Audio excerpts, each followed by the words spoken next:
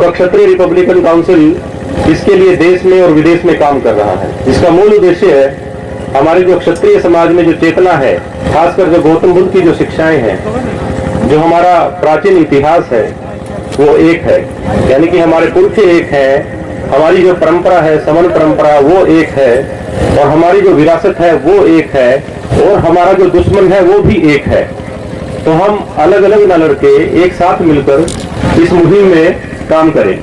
तो उसके लिए क्षत्रिय रिपब्लिकन काउंसिल समय समय पे देश में और विदेश में इस विचारधारा के लिए काम कर रहा है। और जो राजपूत कम्युनिटी है उसके साथ भी वही व्यवहार हुआ है जो आज हमारे SC, ST, OBC और माइनॉरिटीज के साथ हो रहा है। आप देखिएगा, एक कहानी है देहाती में, हमारे हरियाणा में एक बंदर है, वो एक किसान है और उसका एक घोड़ा है। घोड़ा और किसान पेड़ के नीचे आराम कर रहे थे और किसान के पास खीर का एक बर्तन था, उसमें खीर थी।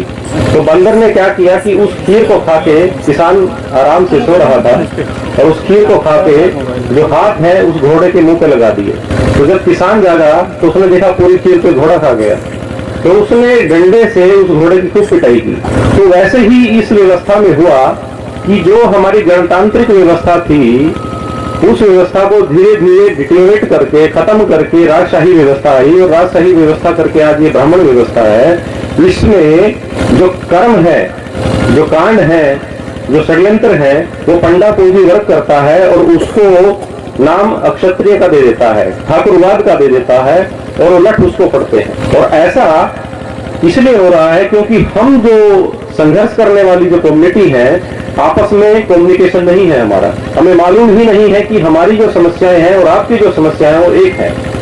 तो इसीलिए मैं सभी से निवेदन करता हूं, आपस में हम बैठ के बात करें, एक दूसरे से अपने जो डायलॉग है वो स्थापित करें, और जो हमारे बीच में जो इन पंडा पूंजी वर्ग ने एक षड्यंत्र के तहत हमारे बीच में जो भ्रांतियां पैदा कर दी, उनको हम दूर करें। जितना सा काम अगर हम कर लेंगे तो लड़ाई हमारी कामयाब हो जाएगी। मैं ज्यादा नहीं बोलूंगा, मैं सुनने के लिए यहाँ पे आया हूँ, और मैं सभी का धन्यवाद दूंगा कि आप लोग इस क्रांति को जारी रखें। मंजिल दूर नहीं है, क्योंकि हम सब एक हैं, और सब अपने जो लक्ष्य है उसको हमेशा याद रखें। आप कहीं भी रहें, किसी भी स्थिति में रहें, लक्ष्य हमेशा याद रखें, क्योंकि अगर आज हम गुलाम हैं तो हम इससे आजादी भी पा सकते हैं, पर बिना लक्ष्य को अगर हम ध्यान में रख के काम करेंगे तो हम हमेशा इस गुलामी में फंसे रहेंगे।